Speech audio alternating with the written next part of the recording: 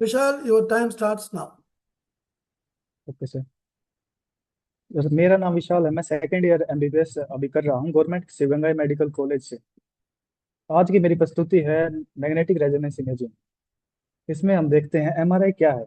Magnetic resonance imaging एक गैर आक्रामक इमेजिंग तकनीक है जिसमें शक्तिशाली चुंबकीय क्षेत्र, रेडियो फ्रीक्वेंसी पल्स और कंप्यूटर प्रोसेसिंग का उपयोग करके शरीर के आंतरिक अंगों की विस्तृत क्रॉस सेक्शनल छवियां प्राप्त की जाती हैं। यह तकनीक ऊतकों में मौजूद हाइड्रोजन एटम के संरेखण और उत्तेजना पर आधारित होती है और बिना आयनकारी विकिरण यानी कि आयोनाइजिंग रेडिएशन के उत्कृष्ट सॉफ्ट टिश्यू कॉन्ट्रास्ट प्रदान करती है। अगला हम देखते हैं सर एमआरआई का इतिहास। एमआरआई का इतिहास 1946 में ब्लॉक और परसेल ने न्यूक्लियर मैग्नेटिक रेजोनेंस की खोज की। 1970 के दशक में पॉल लोटरबर ने एनएमआर का उपयोग इमेजिंग के लिए करने का विचार दिया। पीटर मैन्सफील्ड ने इमेज निर्माण तकनीक को बेहतर बनाया और 1977 में पहली मानव एमआरआई स्कैन की गई। 1980 के दशक में एमआरआई का नैदानिक मतलब डायग्नोस्टिक उपयोग शुरू हुआ। 2003 में लोटरबर और मैन्सफील्ड को नोबेल प्राइज मिला। अगला हम चलते हैं सर एमआरआई के मुख्य पार्ट्स। एमआरआई के मुख्य पार्ट्स हैं main magnet, gradient coil, radio frequency coil, computer system, patient table. Sir main magnet एक मुख्य घटक है एमआरआई का, जिसमें जो सर एक मजबूत और स्थिर मैग्नेटिक फील्ड जो यूनिफॉर्म मैग्नेटिक फील्ड होती है वो बनाता है। ग्रेडेड कॉइल एक कॉइल असेंबली का हिस्सा होता है जो नॉन यूनिफॉर्म मैग्नेटिक फील्ड प्रदान करता है। और radio frequency coil RF pulse उत्पन्न करती है। कंप्यूटर सिस्टम जो एमआरआई मशीन से उत्पन्न हुए सिग्नल्स को लेता है और इमेज बनाता है। पेशेंट टेबल पर पेशेंट को लिटाया जाता है और पेशेंट टेबल को बोर के अंदर ले जाया जाता है। अगला सर हम चलते हैं एमआरआई के सिद्धांत पर। एमआरआई का सिद्धांत एनएमआर के आधार पर बेस होता है। एनएमआर मतलब न्यूक्लियर मैग्नेटिक रेजोनेंस। इसमें 5 चीजें आती हैं: pre scan, excitation, relaxation, acquisition, computing and display. पहला चलते हैं सर प्री स्कैन। इससे पहले मैं बताना चाहूंगा, हमारे शरीर में आप सभी जानते हैं हमारे शरीर में 70% पानी होता है। जो H2O मॉलिक्यूल्स वो एक डाइपोल की तरह एक्ट करते हैं। और जब एक नॉर्मल कंडीशन में वो रेंडमली अरेंज होते हैं तो नेट मैग्नेटिक वेक्टर जीरो होता है। लेकिन जब बाहर से कोई मैग्नेटिक फील्ड जैसे कि एमआरआई मशीन में यूनिफॉर्म मैग्नेटिक फील्ड लगती है तो वो मैग्नेटाइज हो जाते हैं और एक संरेखण में आ जाते हैं। जैसे कि आप नीचे देख सकते हैं, पेशेंट और एमआरआई मशीन टेबल सभी डाइपोल एक दिशा में संरेखण हो चुके हैं, जबकि कुछ दूसरी दिशा में भी आ जाते हैं। लेकिन ये एक दिशा में सिर्फ स्थिर ही नहीं रहते, ये प्रिसाइज मोशन भी करते हैं। अगला चरण है एक्साइटेशन। इसमें क्या होता है, आरएफ पल्स से उत्पन्न की जाती है मशीन के द्वारा, जो कि कोशिश करती हैं हाइड्रोजन न्यूक्लियस की प्रिसीजन मोशन की फ्रीक्वेंसी को मैच करने की। जब वो मैच हो जाती है इसी को कहते हैं रेजोनेंस। जो आरएफ पल्स होती हैं वो एनर्जी देती है नेट मैग्नेटिक वेक्टर को, जिससे नेट मैग्नेटिक वेक्टर अपना प्लेन छोड़कर दूसरे प्लेन में चला जाता है, जैसे कि आप नीचे दो दो तस्वीरों में देख सकते हैं।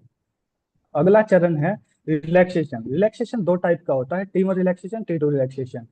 T1 रिलैक्सेशन में हम क्या देखते हैं, जब आरएफ पल्स को बंद किया जाता है, आरएफ पल्स बंद होती है तो नेट मैग्नेटिक वेक्टर अपनी उसी दिशा में आने की कोशिश करता है जिसमें यूनिफॉर्म मैग्नेटिक फील्ड में वो था। लेकिन जब वो आता है तो वो ट्रांसवर्स मैग्नेटाइजेशन को लॉस्ट करता है और लॉन्गिट्यूडनल मैग्नेटाइजेशन को प्राप्त करता है। और T2 रिलैक्सेशन में हम देखते हैं, जब वो आरएफ पल्स बंद होती है तो वो अपने दूसरी प्लेन में नहीं आ पाता, जबकि वो स्पिन स्पिन मोशन करने लग जाता है और आउट ऑफ फेज चला जाता है, जो कि आप लास्ट वाली इमेज में देख सकते हैं। अगला चरण है एक्विजिशन। एक्विजिशन मतलब जब वो अपनी दिशा दोबारा उसी मैग्नेटिक फील्ड की दिशा में आने की कोशिश करता है तो वो एनर्जी लूज करता है, एनर्जी उत्पन्न करता है। और ऐसे ही आप T2 में देख सकते हैं, जब वो गोल गोल घूमता है, स्पिन मोशन करता है, जो डाइपोल कभी कोई डाइपोल धीमा तो कोई तेज, जो स्पिन मोशन करता है तो वो एनर्जी रिलीज करता है। अगला चरण है कंप्यूटिंग एंड डिस्प्ले। कंप्यूटर क्या करता है, उस एनर्जी को सिग्नल के रूप में लेता है और इमेज प्रदान करता है। ये था एमआरआई का प्रिंसिपल। अब आ जाते हैं एमआरआई की इंडिकेशन। एमआरआई कब कब करनी चाहिए। एमआरआई करनी चाहिए मस्तिष्क और स्पाइनल कॉर्ड की बीमारियों में, इंटरवर्टिबल डिस्क व रीढ़ की समस्याओं, लिगामेंट टेंडन व मेनिस्कस की चोटें, सॉफ्ट टिश्यू ट्यूमर और बोन मैरो रोग, हृदय एवं रक्त नालिका रोग, एमआर एंजियोग्राफी, लीवर, पैनक्रियाज व पित्त नलिका की जांच, पैल्विक अंग, गर्भाशय, प्रोस्टेट, अंडाशय, कैंसर की पहचान करने में, स्टेजिंग व फॉलोअप में जब उच्च सॉफ्ट टिश्यू कॉन्ट्रास्ट व बिना रेडिएशन जांच की आवश्यकता हो तब हम एमआरआई का उपयोग कर सकते हैं। अगला आ जाते हैं एमआरआई को उपयोग करने के चरण। एमआरआई हम कैसे उपयोग करते हैं? पोजिशनिंग और सेटअप, स्कैन अधिग्रहण और पोस्ट प्रोसेसिंग और रिव्यू, इसके कुछ चरण हैं। पहला पोजिशनिंग और सेटअप, इसमें मरीज को सुपाइन स्थिति में लेटाया जाता है, इमोबिलाइजेशन पैड और स्ट्रैप लगाए जाते हैं, उपयुक्त कोयल चुना जाता है और लेजर के अनुसार अलाइन किया जाता है। ईसीजी मॉनिटरिंग जोड़ा जाता है, इंटरकॉम टेस्ट किया जाता है। स्कैन अधिग्रहण, स्कैन के दौरान लोकलाइजर इमेज तीनों विमानों में ले जाती है। प्रोटोकॉल के अनुसार T1 T2 flare DWI sequence चलाई जाती है। आवश्यकता पर गैडोलिनियम दिया जाता है जब हमें कॉन्ट्रास्ट चाहिए होता है। मूवमेंट और आर्टिफैक्ट को मॉनिटर करना होता है। पोस्ट प्रोसेसिंग और रिव्यू, एमआरआई होने के बाद इमेज रिकंस्ट्रक्ट की जाती है, क्वालिटी जांची जाती है और समस्याएं फ्लैग की जाती हैं। अगला, एमआरआई के लिए रोगी की तैयारी। एमआरआई के लिए रोगी की तैयारी भी बहुत ही ज्यादा जरूरी है। इसमें हम देखते हैं प्रक्रिया की व्याख्या की जाती है और सूचित सहमति प्राप्त की जाती है। एब्डोमिनल पेल्विक एमआरआई के केस में 4 से 6 घंटे का भोजन उपवास दिया की सलाह दी जाती है। पानी पीना अनुमत है ताकि आंतों की गति से होने वाले आर्टिफैक्ट कम हो। नियमित दवाएं जारी रखें।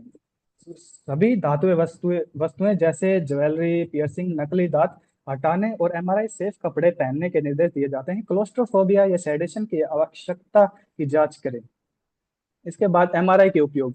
एमआरआई के बहुत सारे उपयोग हैं, जैसे कि मस्तिष्क और रीढ़ में ट्यूमर, स्ट्रोक, संक्रमण, मिर्गी, डिस्क रोग, कोर्ड संपीड़न और जोड़ और हड्डियों में लिगामेंट, मेनिस्कल फटना, कार्टिलेज चोट, marrow oedema, soft tissue tumour, शरीर और अन्य उपयोग, लीवर और पेल्विक ट्यूमर, प्रोस्टेट, हृदय रोग, उच्च जोखिम वाले रोगियों में सतन और एन्यूरिज्म स्टेनोसिस के लिए वास्तुकार वेस्कुलर एमआरआई की जाती है।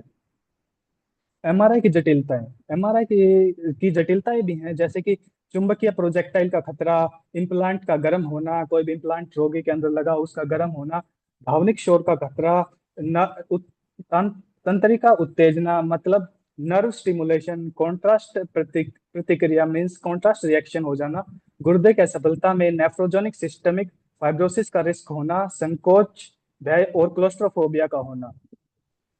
एमआरआई के लिए कॉन्ट्रा इंडिकेशन। एमआरआई कब कब नहीं की जानी चाहिए? लो चुंबकीय क्लिप की गई मस्तिष्क एन्यूरिज्म, कार्डियक पेसमेकर, भीतरी कान में इम्प्लांट, आंखों के अंदर और आसपास धातु की वस्तुएं। उसके बाद हम देखते हैं सीटी और एमआरआई के बीच में क्या डिफरेंस है, सीटी एमआरआई से कैसे अलग है। सीटी होती है कंप्यूटेड टोमोग्राफी, जबकि एमआरआई होती है मैग्नेटिक रेजोनेंस इमेजिंग। सीटी का सिद्धांत रहता है एक्सरेज के ऊपर बेस, जबकि एमआरआई में हम यूज करते हैं मैग्नेटिक फील्ड और आरएफ वेव्स। समय इसमें सीटी ज्यादा तेज रहती है, जबकि एमआरआई धीमी रहती है। सीटी में सॉफ्ट टिश्यू कॉन्ट्रास्ट मध्यम यानी मॉडरेट रहता है। एमआरआई में सॉफ्ट टिश्यू कॉन्ट्रास्ट एक्सीलेंट या उत्कृष्ट होता है। सीटी में लागत कम होती है, जबकि एमआरआई बहुत ही महंगी होती है। सीटी बढ़िया है हड्डी, फेफड़ों, आघात, रक्त स्राव के केस में, जबकि एमआरआई बढ़िया है नरम ऊतक, मस्तिष्क, रीढ़ की हड्डी की जांच में। अब हम आ जाते हैं एमआरआई के संशोधन। एमआरआई में क्या मॉडिफिकेशन हम कर सकते हैं? एमआरआई संक्रमण के प्रसार को रोकने के लिए प्रत्येक स्कैन के बाद उचित कीटाणु शोधन कर सकते हैं। आजकल बहुत सारी इन्फेक्शियस डिजीज फैल रही है, जैसे कि कोविड-19 पहले। इस कारण से हम संक्रमण को रोकने के लिए इसको डिसइंफेक्ट किया जाना चाहिए एमआरआई मशीन को। उसके बाद क्लोस्ट्रोफोबिया से बचने के लिए हम ओपन एमआरआई के तरफ जा सकते हैं, जिससे कि क्लोस्ट्रोफोबिया वाले पेशेंट को भी आसानी हो। गैडोलिनियम के जमाव से बचने के लिए मैक्रोसाइक्लिक जीबीसीएस जैसे सुरक्षित कॉन्ट्रास्ट का उपयोग किया जाना चाहिए, क्योंकि गैडोलिनियम ज्यादा प्रेसिपिटेट होगा तो वो टॉक्सिक रहेगा हमारे शरीर के लिए। और बेहतर इमेजिंग के लिए हम एआई का उपयोग कर सकते हैं। धन्यवाद।